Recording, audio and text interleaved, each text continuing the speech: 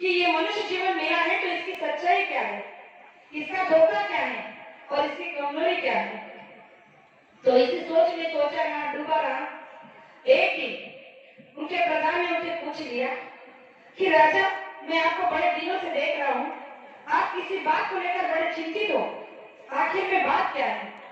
राजा ने कहा कि क्या बताओ, मेरे अंदर 3 प्रश्न ऐसे हैं जो मुझे दिन रात खाए जा रहे हैं। अगर कोई मुझे उन प्रश्नों का उत्तर लाकर दे दे तो वो जो मांगेगा उसे मैं दे दूंगा, चाहे मेरा राज्य ही क्यों ना मांग ले। अब जब ये बात उस प्रधान ने सुनी तो अंदर में लालच आ गया। सोचने लगा कि जब राजा का राज्य मिल जाएगा तो इससे बड़ी बात क्या होगी। तो राजा से कहने लगा कि आप बताइए, आपके प्रश्न क्या हैं। तो राजा ने कहा कि सुनो, मेरे प्रश्न है सबसे पहला कि मनुष्य जीवन की सच्चाई क्या है। दूसरा प्रश्न है कि मनुष्य जीवन का धोखा क्या है। तीसरा प्रश्न है कि मनुष्य जीवन की कमजोरी क्या है। अब जैसे ही प्रधान ने सुना, सोच में पड़ गया कि इसका उत्तर तो मेरे पास नहीं है। तो राजा से विनती करने लगा कि देखो, आपने मेरे से कहा तो सही, इसका जवाब मेरे पास आज नहीं लेकिन कल तो लाकर जरूर दूंगा, इसके लिए आप मुझे कुछ समय दीजिए। राजा ने कहा कि ठीक है, अगर तुम मुझे इन सवालों के जवाब लाकर दोगे तो मैं तुम्हें 1 दिन का नहीं 1 महीने का समय देता हूँ, और इस 1 महीने में अगर तुमने मुझे मेरे सही सवालों का जवाब नहीं दिया तो तुम्हें मृत्युदंड मिलेगा, यानी कि फांसी की शिक्षा होगी। प्रधान ने सोचा, 1 महीने के अंदर में इन 3 मामूली सवाल का जवाब नहीं ढूंढ पाऊंगा, मैं लेकर आऊंगा। अब उन सवालों को लेकर निकल पड़ा। भटक रहे दर बदर, ऋषि मुनि ज्ञानी तपस्वी सबसे पूछ रहा है कि भाई मनुष्य जीवन की सच्चाई क्या है, मनुष्य जीवन का धोखा क्या है, मनुष्य जीवन की कमजोरी क्या है, लेकिन किसी को कोई पता नहीं। अब इसी तरह से महीने के 29 दिन खत्म हो गए, 1 दिन शेष बचा था। अब प्रधान सोचने लगा कि मुझे तो लगा था कि साधारण से सवाल है, जवाब कोई ना कोई ज्ञानी तो दे ही देगा। अब संसार में कोई ऐसा ज्ञानी नहीं मिला जो मुझे इन 3 सवालों का जवाब दे दे। अब तो मेरी मृत्यु निश्चित है। लेकिन जब इस विचारों में जा रहा था, रात हो गई। रात में चलते चलते जंगल में भटक गया। अब जंगल में भटकने के कारण न रहने की सुविधा है न खाने की, तो सोचने लगा कि कहाँ जाऊं कहाँ जाऊं। चले जा रहा है, दूर एक झोपड़ी में एक दिया नजर आया, एक रोशनी नजर आई। तो सोचने लगा कि कल तो वैसे भी मरना ही, लेकिन आज की रात तो मेरे पास में है, जाकर आज की रात के लिए किसी से अपने रुकने का ठहरने का प्रबंध पूछ लेता हूँ। जाकर जब उस झोपड़ी का दरवाजा खटखटाया तो अंदर से आवाज आई कि दरवाजा खुला है, आ जाओ। अब जैसे ही वो प्रधान अंदर झोपड़ी में गया तो उसने देखा कि झोपड़ी बड़ी अजीब तरीके से थी, बड़ी गंदगी फैली हुई थी। एक फकीर वहां पर फटे हुए लिबास में एक बोरे पे बैठा था, उसके पास में एक कुत्ता बैठा था, कुत्ते के पास में एक कटोरी थी, कटोरी में उसका दूध पड़ा हुआ था। अब उसने देखा कि चलो एक रात तो निकालनी है, एक कोने में पड़ा रहूंगा, सुबह होते ही निकल जाऊंगा। अब जाकर एक कोने में बैठ गए तो उस फकीर ने उसके और गौर से देखा और उससे पूछा कि बड़े परेशान लग रहे हो, कोई बात तो है जो तुम्हें खाई जा रही है। अब प्रधान ने कहा कि क्या कहूँ, अरे मेरे राजा ने 3 सवाल मुझे दिए हैं जिनका जवाब ढूंढने के लिए महीने से घूम रहा हूँ। 1 महीने का समय था, 29 दिन तो खत्म हो गए, आज के आखिरी रात है, कल मेरा मरना निश्चित है, लेकिन मरने से पहले आज की रात तो जी लूं, और इसीलिए सहारा ढूंढ रहा था। आपकी झोपड़ी नजर आई तो यहाँ सहारा मिल गया। फकीर ने पूछा कि क्या तुम मुझे अपने सवाल बता सकते हो। प्रधान ने हंसकर जवाब दिया, कहने लगा, अरे जब मैं इतने महीने से घूम रहा था, बड़े बड़े ज्ञानी तपस्वी जोगी जोगिंदर से पूछ रहा था, किसी ने नहीं बताया, किसी के पास में इन सवालों का जवाब नहीं था, तुम क्या दोगे। लेकिन उस फकीर ने कहा कि देखो, कोशिश करके देखने से क्या, वैसे भी तो कल तुम्हें जाना ही है।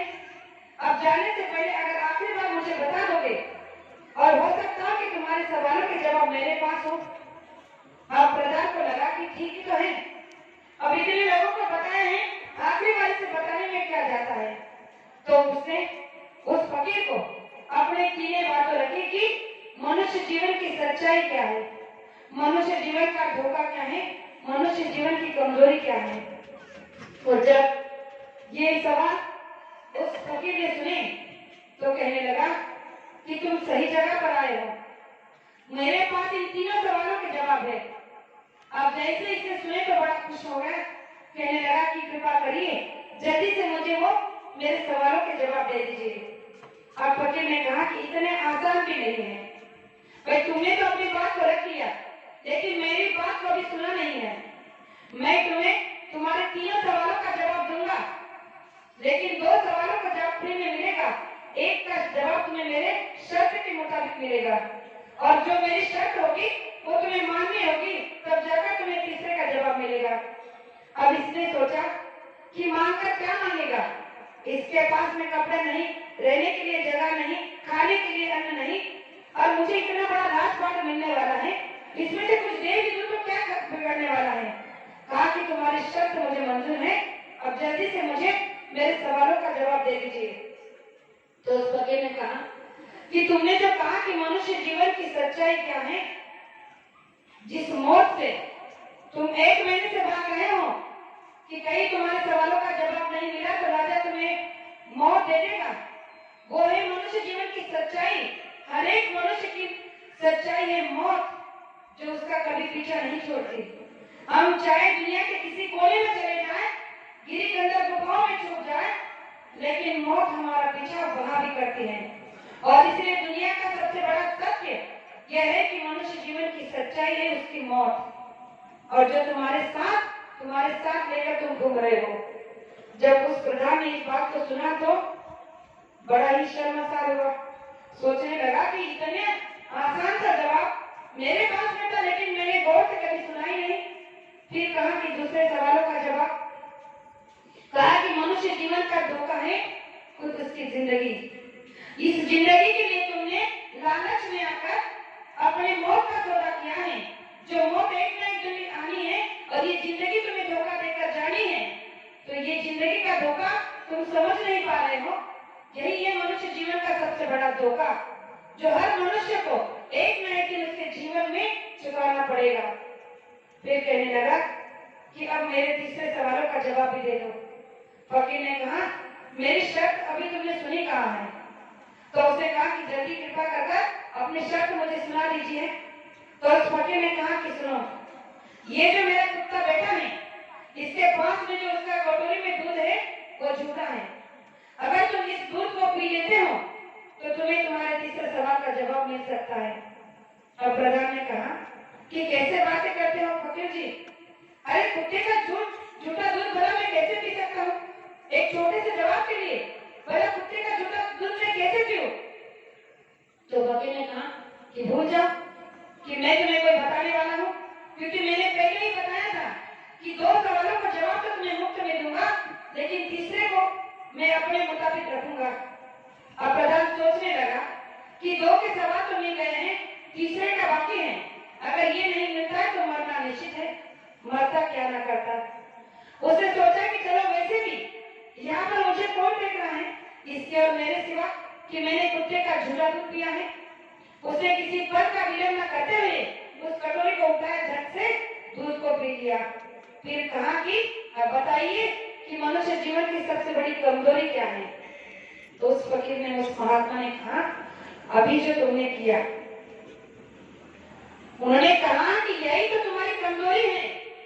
मनुष्य के जीवन की सबसे बड़ी कमजोरी है उसका लालच, उसका मोह, और जो तुमने अपने लालच के कारण, अपने मोह में आकर एक कुत्ते का झूठा दूध पी लिया, इससे बड़ी और कमजोरी क्या हो सकती है। तो उस बात को जब उसने सुना तो आंखों से आंसू बहने लगे कि मेरे जैसा गिरा हुआ इंसान कभी कोई नहीं हो सकता। चंद रुपए पैसों के लिए, चंद धन दौलत के लिए मैंने कुत्ते का झूठा दूध तक पी लिया, और इससे बड़ी मेरी कमजोरी क्या हो सकती है। और जब इन सवालों को लेकर तो वहां से निकला तो जाकर जैसे ही राज दरबार में पहुंचा तो राज दरबार में कदम रखते ही उसके सासों ने दम तोड़ दिया और वहीं पे मर गया।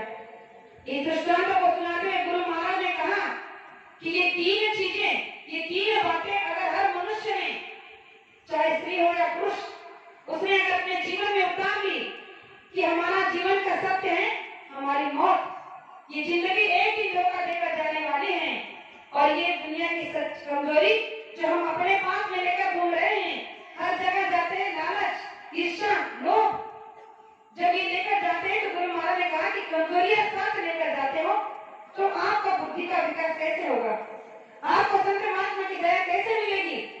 इसलिए प्रेमियों, हमें इन कमजोरियों पर ध्यान देना होगा, हमें इन बातों को गहराई से सोचना होगा कि ये तीन चीजें जब तक हमारे अंदर में रहेगी हम कभी संत समाज के हिसाब से चल नहीं सकते, संत समाज को प्राप्त कर नहीं सकते, संत सच को समझ नहीं सकते। इसलिए तो कहा जाता है कि केली की बात बात में बात और संतों की बात बात में बात होती है। हम आप क्या समझते हैं कि गुरु महाराज ने आज तक जो सत्संग किया है, अगर एक सत्संग भी आपने घर जाकर बड़ी गहराई से सुन लिया तो आप देश दुनिया की बातों में नहीं आओगे, आपको किसी के पूछने की जरूरत नहीं पड़ेगी कि गुरु महाराज ने हमें कुछ नहीं बताया है या हमें कुछ नहीं पता है कि हमारे गुरु महाराज कहाँ चले गए, क्यों चले गए, कब आएंगे, कैसे आएंगे। जो हमारे अंदर हमारे पास में हर पल प्रति पल विराजमान है, उसे वहां क्यों ढूंढ रहे हो। गुरु महाराज ने कहा कि जन्म आंखों से तो तुम्हें ये पंचभौतिक शरीर नजर आएगा, लेकिन जो जीवात्मा की, जो रूह की नाता रिश्ता जिस परमात्मा से जुड़ा है वो तो सदैव तुम्हारे अंदर में है।